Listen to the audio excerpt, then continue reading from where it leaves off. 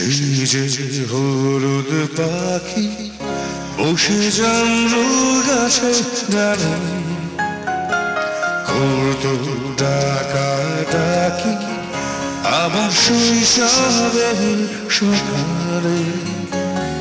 সেই যে হলুদ পাখি বসে জামরু গাছে ডালে